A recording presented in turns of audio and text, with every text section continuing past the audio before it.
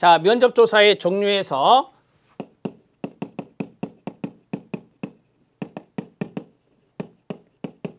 자, 구조화 면접이 있습니다. 구조화 면접에서 중요한 것은 면접조사표입니다. 면접조사표를 활용해서 그대로 조사하는 것을 구조화 면접이라 하고, 반구조화 면접이 있습니다. 반구조화 면접은 면접 지침이 존재합니다. 가이드라인이 존재한다 이 말이에요. 면접 지침이 존재해서 그 지침대로 하는 거고, 세 번째는 비구조화 면접이 있습니다. 비구조화 면접은 개방형 질문을 던지는 거예요. 면접 조사표가 없고 그냥 개방형 질문을 던지는 것을 말합니다. 이게 핵심이니까 이 핵심적인 내용을 잘 알아놓으시면 됩니다. 구조화 면접 들어갑니다. 연구자가 대상자로부터 정보를 얻기 위하여 기록된 설문 목록, 면접 조사표의 동그라미 별표, 면접 조사표를 가지고 질문을 하며 이런 연구자의 편향된 오류를 최소화하기 위한 것입니다. 자, 반구조화 면접, 정보를 얻기 위해서 처해진 상황에 따라 질문을 변화시키는 경우입니다. 끊어요. 면접 지침의 동그라미 별표, 면접 지침만 존재하며 연구자는 연구 대상자의 이해 정도에 따라 질문을 달리할 수 있습니다.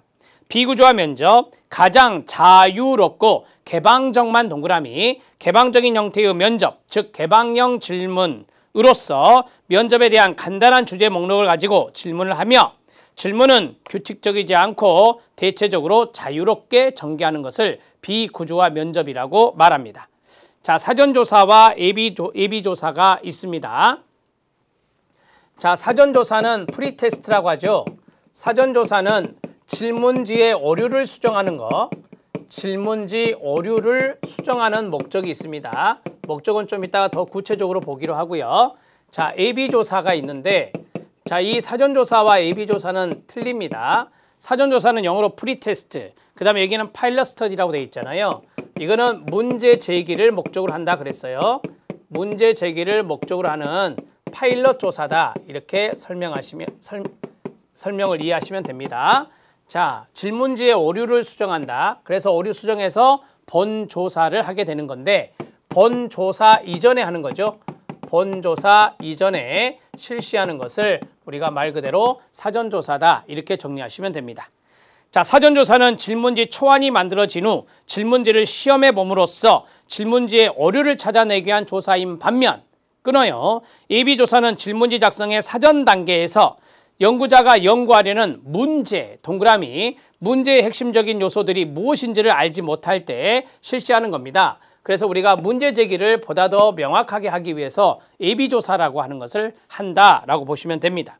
사전조사는 본조사에 들어가기 전에 질문 내용, 형태, 문항 작성, 질문 순서 등에 있어서 여러 가지 오류, 동그라미, 오류를 찾아내는 과정입니다. 사전조사는 질문지 수정과 조사 수행에 필요한 정보를 수집한다는 두 가지 목적이 있습니다. 조사 수행에 필요한 정보를 수집한다. 필요한 정보를 수집해서 질문지에 포함시킬 수도 있거든요. 자, 질문지 수정과 관련된 고려사항이 있습니다. 여기요. 질문지 수정과 관련된 고려사항이 있습니다. 자, 첫 번째, 1번은 응답자가 응답한 가운데 전후 내용이 모순되거나 일치되지 않는 것이 있는 경우에 질문지를 수정해야 되겠죠. 자, 응답의 전후 내용의 수정, 불일치, 이런 것이 있으면 질문지를 수정해야 되겠습니다. 두 번째, 응답이 어느 한쪽으로 치우쳤다라고 해요. 이걸 체계적 오류라고 배웠죠. 체계적 오류가 나타났다면 체계적 오류의 경우도 우리가 질문지를 수정할 필요가 있습니다. 세 번째, 모른다, 무응답이 있다. 자, 모른다로 대답을 하거나 또는 무응답이 많은 경우, 또는 4번까지 할게요. 기타에 응답하는 경우,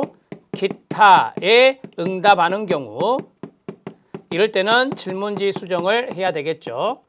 우리가 이제 기타라고 하면은 1, 2, 3, 4, 5, 6 해놓고 7 해놓고 기타 이렇게 되잖아요. 이렇게 여기다가 체크를 많이 했다면, 예를 들어서 자, 그랬을 때는 문제가 있는 겁니다. 그래서 이거는 다시 질문지를 작성해야 된다라고 하는 것이죠. 자, 참여행동 연구 들어가도록 하겠습니다. 참여행동 연구는 1번, 5번, 6번, 7번, 8번에 5개의 별표를 쳐주시면 됩니다. 1번, 연구 대상자들을 자신들의 문제와 바람직한 해결책을 정의하고 그들의 목표를 실현시키는 데 도움이 될 연구를 설계하는 데 주도적인 역할을 수행하도록 한다라고 했습니다. 참여행동 연구가 타이틀인데요. 참여행동 연구. 자, 여기에서 1번에서 중요한 것은 뭐였냐면요. 1번에서 중요한 것은 연구 대상자가 주도적인 역할을 한다라고 하는 거죠. 연구 대상자가 주도적인 역할을 수행한다. 이렇게 보시면 됩니다. 자, 그 다음에 2번. 이 접근은 연구가 지식 생산을 위한 하나의 수단일 뿐만 아니라 의식의 교육과 개발을 위한 하나의 도구이며 그리고 행동을 동기화시키는 것으로 기능한다는 믿음을 함축하고 있습니다. 참여행동 연구 패러다임에서 연구자들의 기능은 연구 대상자들에게 하나의 자원으로서 기능하게 되는데 연구 대상자들이 자신의 이해에 맞게 효과적으로 행동하는 기회를 주는 것입니다. 이 접근은 고전적인 사회과학 연구에 대한 신랄한 비판으로부터 유래되었으며 자, 참여행동 연구 패러다임에 따르면 전통적 연구는 연구 주체를 연구의 객체로 환원하는 일종의 엘리트 모델로 인식되고 참여행동 연구 접근의 많은 주창자들에 따르면 연구자와 연구 대상자 간의 구분은 사라져야 된다라고 했어요. 자, 두 번째, 연구자와 연구 대상자의 구분. 연구 대상자의 구분은 바람직하지 않죠. 자, 고전적인 형태는 연구자와 연구 대상자를 구분했었는데 참여행동 연구에 주창하는 사람들은 연구자와 연구 대상자의 구분은 바람직하지 않다라고 이야기하고 있습니다. 다섯 번째, 그들은 연구에 의해 영향을 받게 될 대상들도 그 연구 설계에 책임이 있다고 주장한다라고 했어요.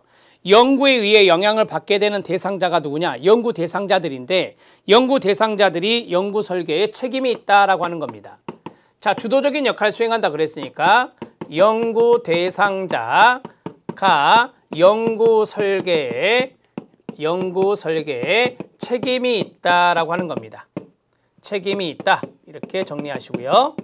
자, 그 다음에 밑에 6번 들어갑니다. 연구자가 연구 대상자보다 위에 있다는 암묵적 과정에 도전합니다. 거기에 별표. 연구자가 연구 대상자보다 우위에 있다는